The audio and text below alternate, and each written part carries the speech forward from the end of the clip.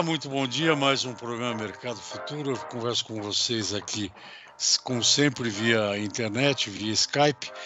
E bem, se há uma função importante em momentos voláteis, né, vamos dizer assim, a função é na questão de contratos, né, contratos agrícolas, hoje especialmente contratos agrícolas. Porque tem uma série de questões aí que vão ser rediscutidas mesmo, quer dizer, contratos fechados há 6 meses, há um ano, as coisas mudaram muito. O petróleo valia $40, hoje está valendo mais de $100. Os grãos também estão com altas expressivas por causa dos conflitos mundial, enfim. E muitos produtores brasileiros, sejam produtores ou industriais, vão, eu não tenho dúvida disso, começar a questionar os contratos que eles fizeram. Aí, meu amigo, você precisa de alguém para te ajudar a destrinchar isso. Esse alguém está aí ao meu lado, é o advogado formado pela escola, que eu chamo de escola, lá em São Francisco, não é isso? É USP, o Francisco de Godoy Bueno, da Bueno e Mesquita Advogados. Francisco, muito bom dia, obrigado pela sua atenção. Como é que você está vendo a situação atual aí com essa questão de contrato? E isso vai gerar muita discussão? Como é que você está enxergando esse momento complicado que não é o Brasil, mas o mundo está passando?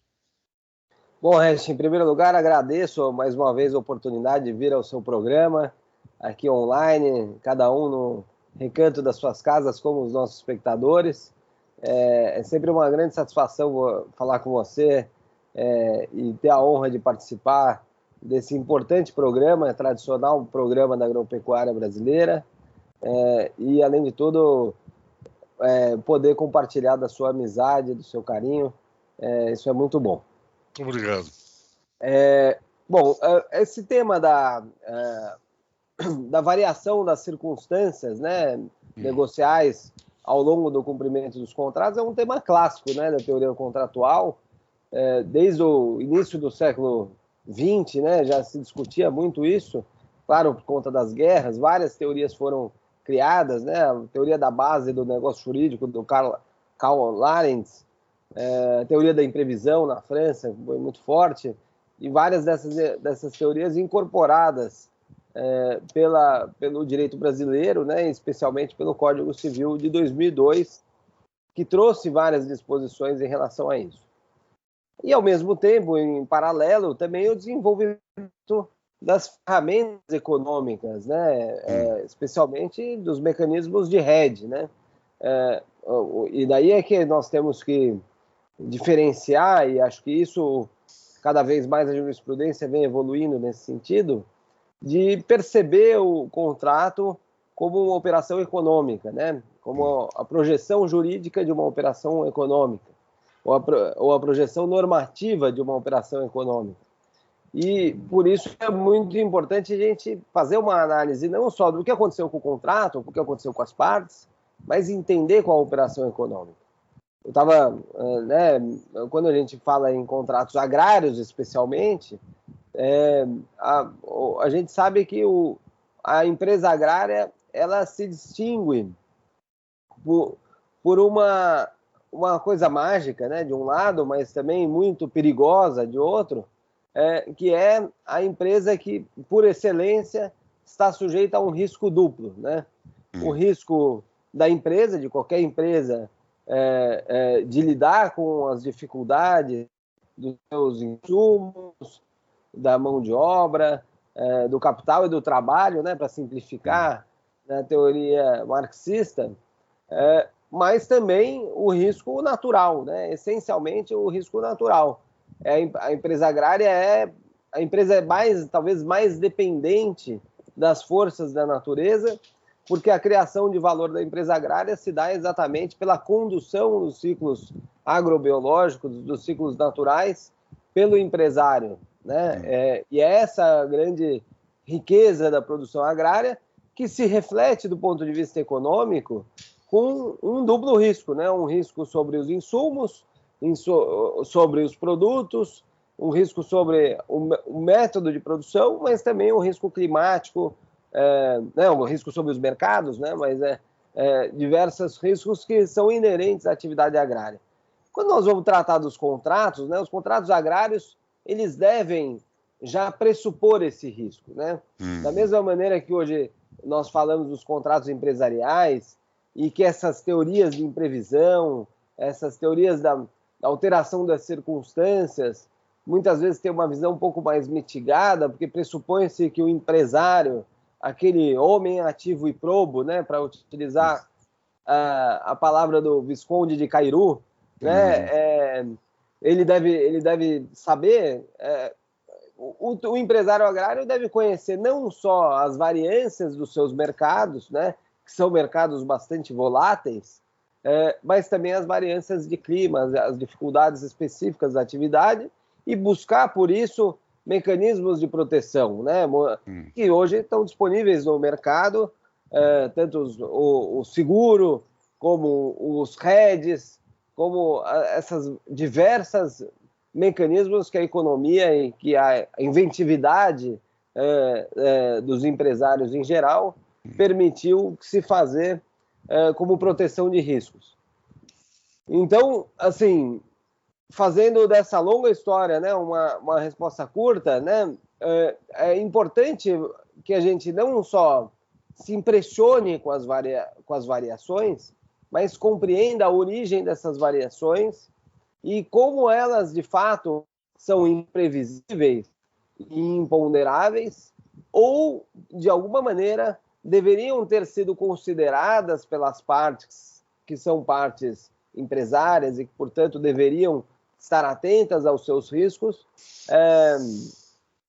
para formular contratos adequados e que contratos, em princípio, devem ser cumpridos, né? O descumprimento contratual, ele é uma aberração e ele deve ser evitado ao máximo, e assim têm se posicionado, felizmente, os nossos tribunais de uma maneira geral. Então, eu quero te dar um exemplo, quer dizer, fazer uma pergunta de um exemplo prático. Alguém, por exemplo, que tenha fechado um contrato, o que aconteceu recentemente aí, né?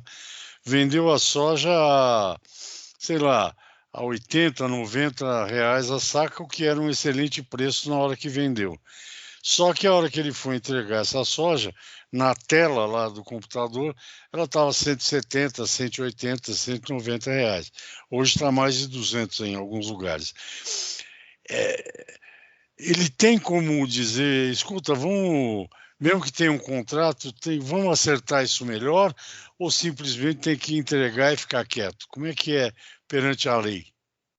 Eu acho que daí, e acho que, claro que nenhuma discussão jurídica tem uma solução definitiva, né? Mas eu acho que aí é que está a importância de compreender a operação econômica. De um lado, se você pensar como um contrato meramente comercial, um contrato de comercialização da saca de soja, por exemplo, você antecipar o preço é uma maneira de você mitigar o risco.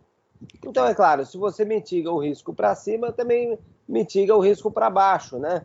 Então, se você olhar a operação do ponto de vista estritamente comercial, eu não vejo problema nenhum, quer dizer, você fixar antecipadamente o preço e correr, e, portanto, deixar de correr o risco de a soja depreciar, mas, evidentemente, assumir o prejuízo que se a soja se valorizar, ainda que se valorize muito, o contrato cumprido. Acho que o grande problema, e muitas vezes isso tem sido ignorado, ou pelo menos pouco falado pelas pessoas que estão tratando dessa questão dos contratos de comercialização ou de venda antecipada, é que muitas vezes não são propriamente contratos comerciais que estão em jogo, são contratos de financiamento, né? Então, como as operações comerciais são casadas com um financiamento, né, com um fornecimento de insumos e que corresponde efetivamente a uma dação de crédito para a aquisição dos insumos, né, as famosas operações de barter, O barter, é preciso considerar um pouco além essa percepção, que há realmente a questão de trava de preço, mas, sobretudo, há uma mudança de taxa de juros, né? Compare a situação de um produtor, na mesma que tenha feito o mesmo contrato, mas um tenha utilizado recursos próprios e o outro não, tenha feito um financiamento, por exemplo. A taxa de juros que um vai pagar é muito maior do que a do outro. Então, acho que há a questão do mecanismo de preço, né? E acho que nas operações estruturadas isso vai ser um desenvolvimento do contrato, né?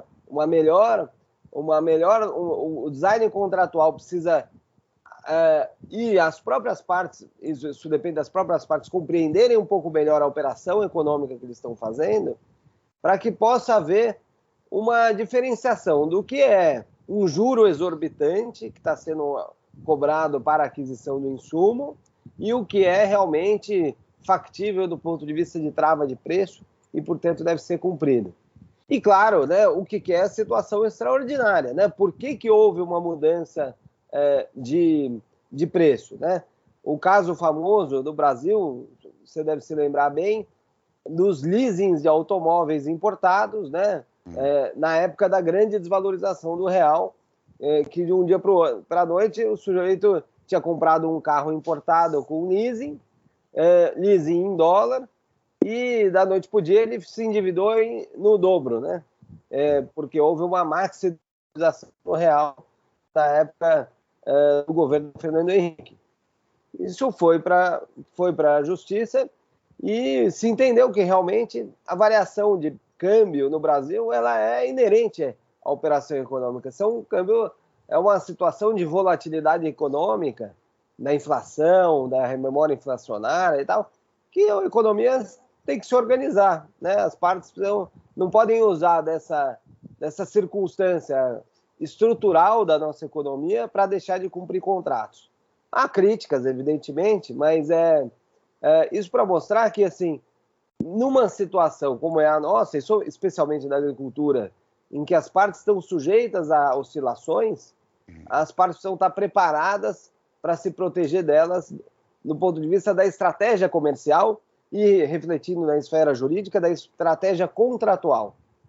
Ok, eu converso com o doutor Francisco de Godoy Bueno. Vamos no primeiro intervalo.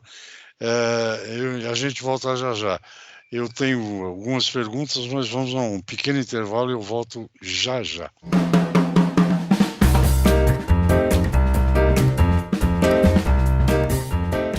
Ok, estamos de volta. A conversa hoje com o doutor Francisco de Godoy Bueno, do Bueno e Mesquita Advogados, falando sobre essa questão contratual, contratos comerciais.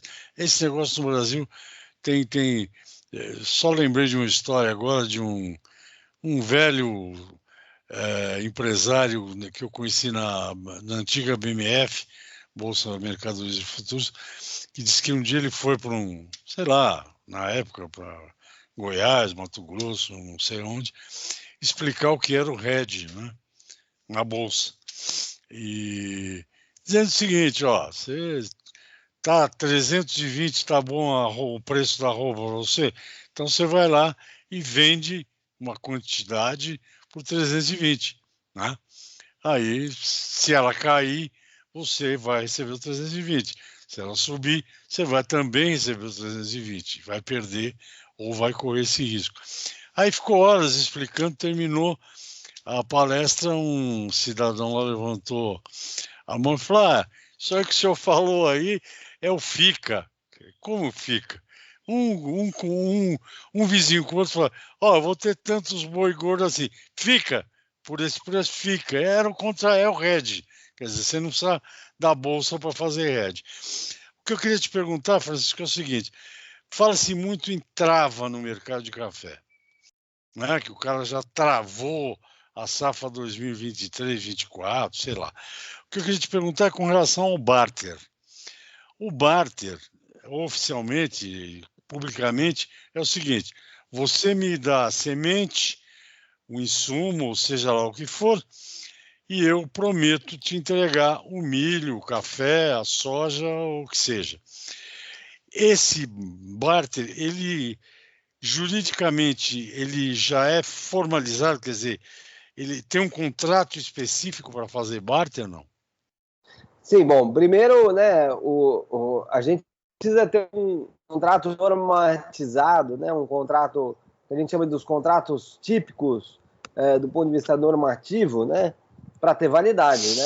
A gente vive num ambiente de autonomia das partes, inclusive na área agrária, em que as pessoas podem fazer suas estratégias contratuais independentemente da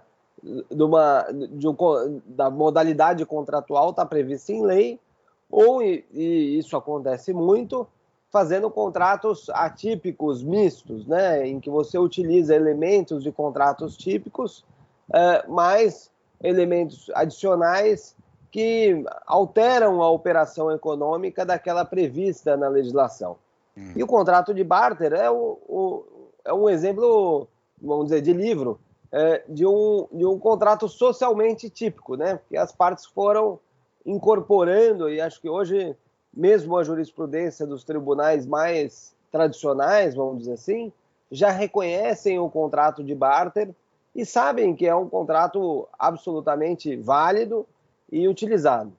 O que eu acho que há de uma certa maneira, há uma vulgarização dos termos comerciais, e claro, e às vezes uma falta de preocupação com a operação econômica como um todo. É claro que é uma operação simples, né? Quer dizer, é quase um escambo, né? Eu te dou a semente, né?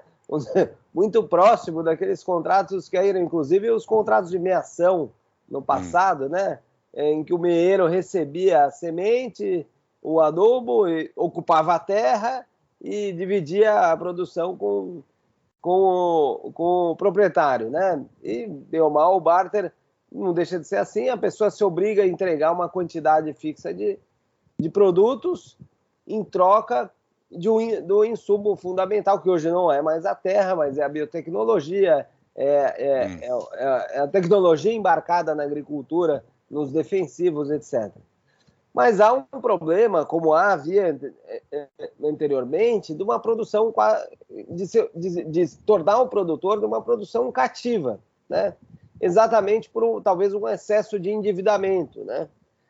E acho que aí há uma preocupação importante, porque a gente vê produtores que se alavancaram muito por meio do barter, que bem ou mal é uma maneira simples de se endividar, em que a análise de crédito nem sempre é a mais perfeita, e a análise também muitas vezes a análise econômica de viabilidade do negócio, em que se considera todas as variáveis, talvez também muitas vezes das relações de troca, muitas vezes acho que foram mitigadas, né? E por isso que houve uma preocupação, na verdade, que não é de descumprimento do contrato, mas é de endividamento dos produtores num nível acima do que eles poderiam arcar no longo prazo, né?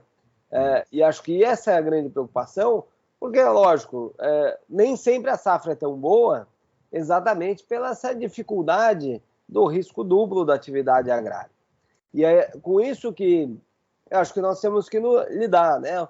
Uma melhor percepção do agricultor quanto ao próprio negócio, para poder formular planos econômicos, fazer um planejamento financeiro adequado, e também dos operadores do mercado, e inclusive dos operadores jurídicos, da operação econômica que está sendo feita, né?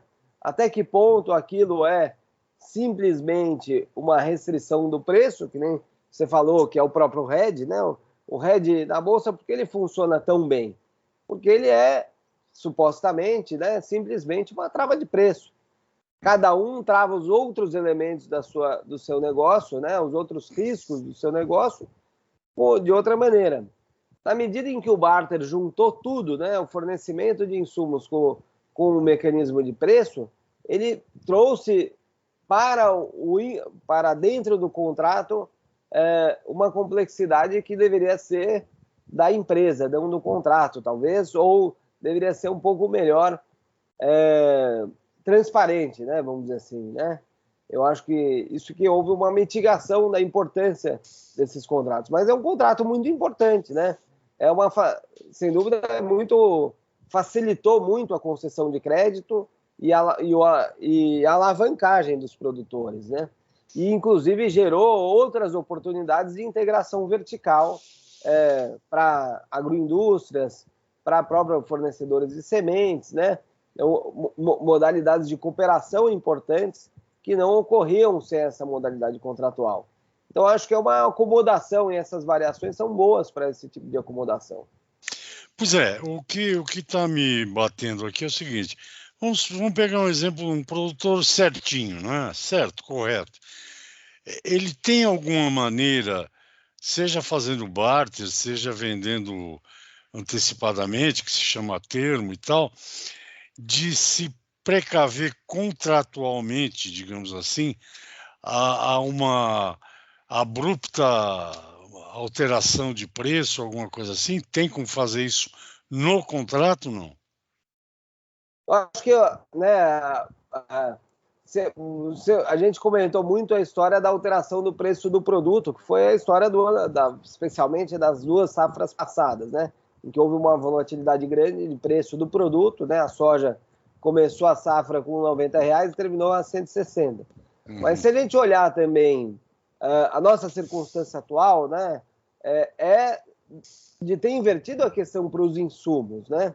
Então, produtores, por exemplo, previdentes, que são aqueles que compram com muita antecedência os insumos e fazem o seu planejamento antecipado e, eventualmente, fazem contratos, agora estão enfrentando a situação oposta, né? Fornecedores de insumos, de herbicidas que não têm princípios ativos e que estão alegando cláusulas de força maior para não entregar ou para não entregar o produto adequado. Tem uma própria situação da guerra, né? Quer dizer, com uma situação preocupante no fornecimento dos fertilizantes, né? Então, como ficarão... Hoje a preocupação é como ficarão aqueles contratos que foram celebrados por esses produtores que se preocuparam em se organizar e tiveram uma organização contratual para se antecipar na contratação desses insumos, e hoje podem ter uma grande dúvida no recebimento dos seus insumos, ou mesmo uma negociação de preço, buscando uma adequação do preço dos insumos ao preço do mercado atual, né? Lembrando que o barril de petróleo bateu $20 no início da pandemia e hoje está $110, né? E todos os fertilizantes são indexados a essa commodity, né? O que eu vejo, assim, né, da mesma maneira, né, as indústrias de fertilizantes são, efetivamente, grandes empresas que deveriam se proteger quanto a esses riscos, mas também sofrem circunstâncias imponderáveis, né? E acho que quando há uma crise generalizada, em que todos perdem, o que normalmente há é uma sociabilização das perdas, né? Saber quem vai perder um pouco menos, mas todos acabam perdendo um pouco, e por isso que é tão importante os sistemas de governança dos mercados, né? Em que você possa ver sistemas de arbitragem ou sistemas de própria conciliação para a boa execução dos contratos, né? Eu acho que o bom produtor e o bom fornecedor também é aquele que busca sempre uma convergência de interesses numa relação de longo prazo, né? Então, ele não vai se endividar de maneira demasiada, ele vai se preparar, mas ele vai saber que ele também corre o risco da contraparte, né? Acho que o bom empresário é aquele que, como eu disse, é o homem ativo e probo, que tem não só a correspondência da sua manifestação da vontade, celebra contratos para serem cumpridos, mas tem a altivez, né, e tem a proatividade de se antecipar aos fluxos dos mercados e não aguardar que essas alterações se reflitam na sua atividade, né? Ele está a todo momento redefinindo a sua estratégia e buscando uma melhor maneira de mitigar os efeitos deletérios das circunstâncias no seu negócio. Ok. Converso com o Dr. Francisco de Godoy Bueno, Bueno e Mesquita Advogados. Nós vamos a um outro intervalo e nós voltamos rapidamente. Até já.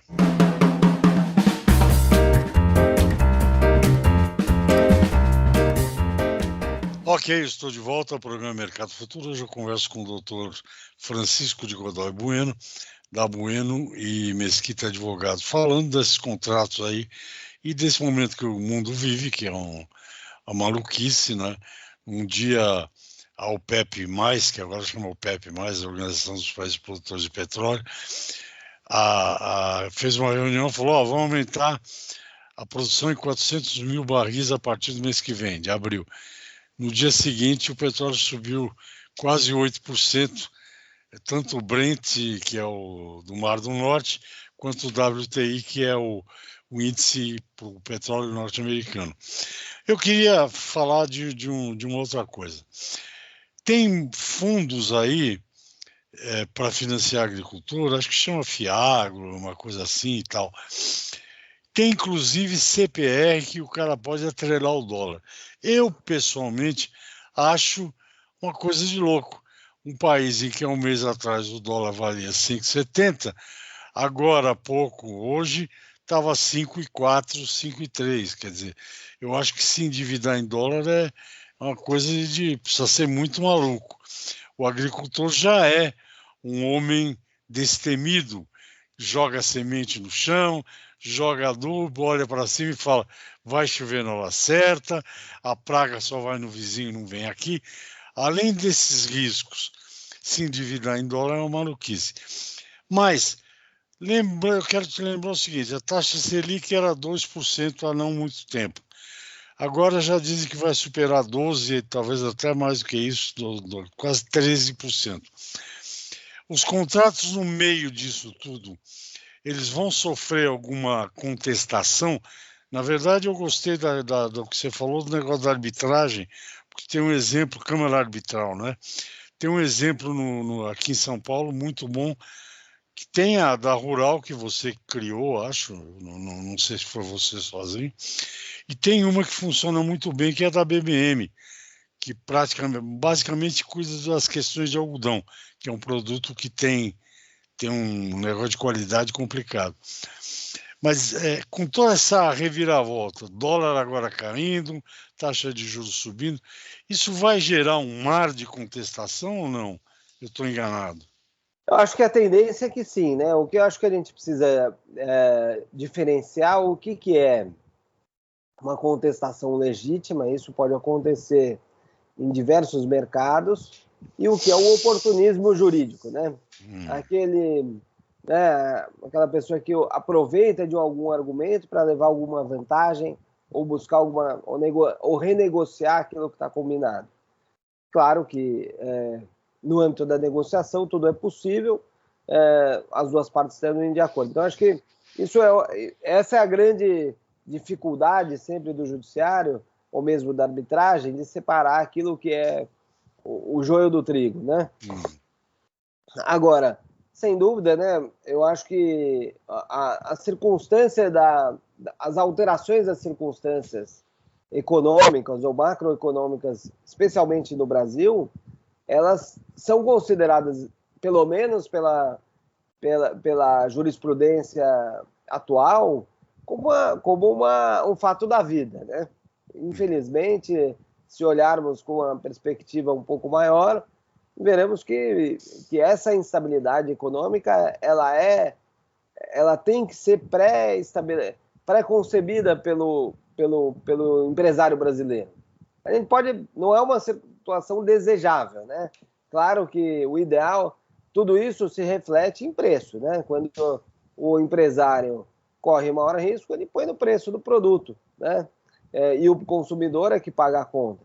Então, acho que há todo um trabalho econômico, vamos dizer, das autoridades macroeconômicas em buscar um ambiente de maior estabilidade, mas está longe disso. A história recente mostra que passamos um tempo de maior estabilidade, mas que ainda sujeitos a intempéries, que as empresas precisam se adequar, né? Eu acho que eu fico imaginando no orçamento das famílias, né, que se acostumaram a se endividar mais do que estavam acostumadas e, de repente, então vão ter que pagar taxas de juros maiores, né?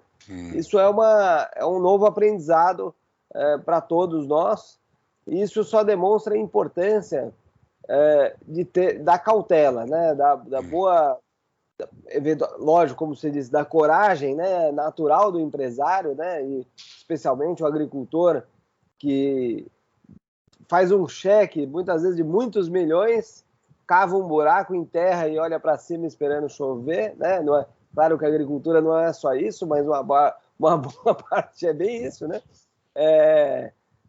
E a outra parte é você estar preparado para o pior, né? Acho que o bom empresário é aquele que consegue antecipar as tormentas, né? O bom navegador, né? Aquele que consegue antecipar as tormentas a ponto de enfrentá-las na medida certa, né? Então, de usá-las a seu favor. Então, acho que isso vai separar muito as empresas, né? As empresas viáveis e as não viáveis, né? E na agricultura em especial, que você teve muito estímulo, né? Diferentes modalidades de estímulo, isso deve dificultar um pouco a vida das pessoas pouco eficientes. Só para a gente concluir aqui, você falou dos insumos, dos fertilizantes e tal. Recentemente, a ministra mesmo da Agricultura, Tereza Cristina, disse que até outubro está garantido. Não sei, eu tenho ouvido gente reclamar que encomendou, pagou, recebeu metade do que tinha pedido, ou não recebeu, ou teve adiamento. No caso de um agricultor organizado, a gente tem aqui, sei lá, tipo confinadores de boi, por exemplo, tem 50, 100 mil cabeças, esse pessoal é muito organizado, eles compram com muita antecedência, né? Eles têm, porque ali com um dia você perde. Esse pessoal vai ter argumento para rebater na justiça caso não sejam atendidos, com certeza, né? Eu acho que especialmente, né, contratos que vão... Eu acho que a única questão que pode diferenciar aí é a comprovação da absoluta falta do produto, né? Quer dizer, o que acontece é, diferentemente do que aconteceu com a soja, que foi só uma mudança de preços, né, ou de preços relativos, agora realmente nós temos uma interrupção física do comércio, na medida em que o banimento de países produtores podem alterar os fluxos comerciais, o banimento do fluxo dos navios podem realmente alterar os fluxos comerciais. Então a questão deixa de ser de uma mera percepção de que houve uma alteração da circunstância econômica, mas passa a ser de uma impossibilidade jurídica, né, de cumprimento do contrato, né?